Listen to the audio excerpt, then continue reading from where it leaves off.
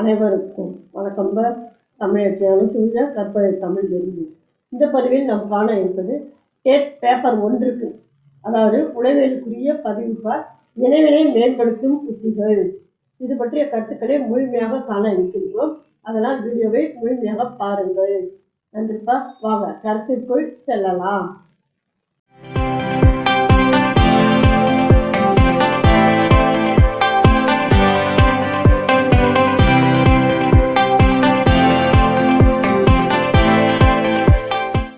மேம்படுத்தும் உத்திகள்.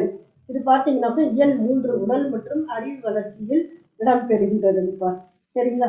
மனதில் சேமித்து வைத்திருந்த விவரங்கள் நினைவு எனப்படும். இந்த நினைவினை எவ்வாறெல்லாம் மேம்படுத்தலாம்?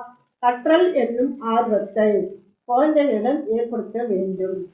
குழந்தைகள் தாமாகவே விரும்பி கற்கும் போது, அதாவது கற்றலில் ஈடுபடும் போது கற்றவை நீண்ட நாட்கள் நினைவில் நிற்கும்.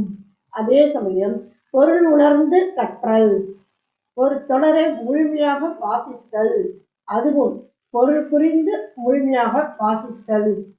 கற்றலை விரும்புதல், அதாவது ஆர்வமுடன் கற்றல். கவனித்து கற்றல் என்பது இன்னும் கூடுதல் சிறப்பை தரும். குழந்தைகளை அரவணைத்து மகிழ்ச்சியான சூழலை ஏற்படுத்தி படிக்க செய்வது அவர்களின் கற்றல் ஆர்வத்தை மேம்படுத்தும்.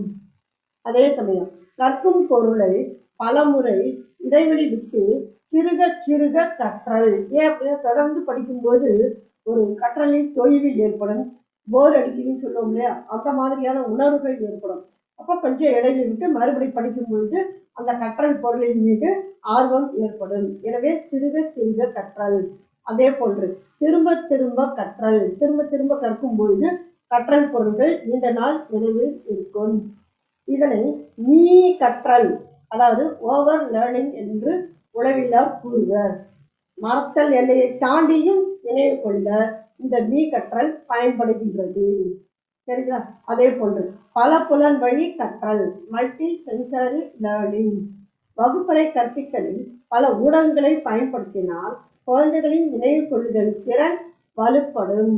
அதாவது வானொலி மூலமாக, கணினி அப்படின்னு சொல்லியிருப்போம், அதன் மூலமாக குழந்தைகளுக்கு திரையில காண்பித்து, அதன் மூலமாக நாடகம் மூலமாக, கதைகள் மூலமாக, இந்த மாதிரியானது பல ஊடகங்களை பயன்படுத்தி கற்பிப்பதால் குழந்தைகளின் நினைவு கொள்ளுதல் திறன் மேம்படும். அதே போன்று கற்கும் பொருளை பற்றிய சுருக்க குறியீடுகள் நினைவு கூறுதலுக்கு பயனளிக்கும். விப்ஜிஆர், அப்ப 7 வண்ணங்கள் என்னென்ன அப்படின்னாப்போ அந்த எண்ணங்களுக்கு சுருக்க குறியீடு இது. இது போன்று கற்கும் பொருள்களுக்கு சுருக்க குறியீடு அமைத்து கற்ற என்றால் அந்த குழந்தையினுடைய நினைவுத்திறன் மேம்படும். அதே போன்று எதை கற்பதற்கும் SQR என்று கூறுவர். அதாவது SQ3R முறை மிகவும் சிறந்தது. அப்படின்னா என்னங்கம்மா? S என்றால் சர்வே, Q என்றால் கொஷனிங், இந்த 3R என்பது டிசைட், ரிப்பீட், ரெவியூ என்று கூறுவார்கள். அதாவது முதல்ல என்ன, ஏது, எப்படி என்று ஒரு சர்வே மாதிரி எடுத்து வகுத்து கொள்ளுதல். அடுத்ததாக அதனை தொடர்ந்த அது தொடர்பான வினாக்களை கேட்டு அறிதல். அதன் பிறகு அதனை மனனம் செய்தல், அடுத்து அதை ரிப்பீட், திரும்ப திரும்ப அதனை படித்தல் அல்லது கற்றல், ரெவியூ. அதன் பிறகு நம்ம எந்த அளவுக்கு படிச்சிட்டோம், என்ன படித்தோம் என்பதனை சொல்லி பார்த்தல். அந்த மாதிரி இருப்பது SQ3R. இது பற்றி ஒரு வினா கட்டாயமா தேர்வில் இடம்பெறும்பா, பார்த்து கொள்ளுங்கள். அடுத்து கற்றல் நடைபெறும் போது அவ்வப்போது சோதித்தல், கற்றலின் உறக்கம் மற்றும் ஓய்வு எடுத்தல் ஆகியன கற்றலால் விளையும் மூளை மென்படிவங்களை நிலைபெற செய்கின்றன. அதே சமயம் கற்கும் செய்திகளை முறைப்படுத்தி சீர்படுத்தி கற்பதால் அவை நீண்ட காலம் நினைவில் வைத்திருக்க உதவும்.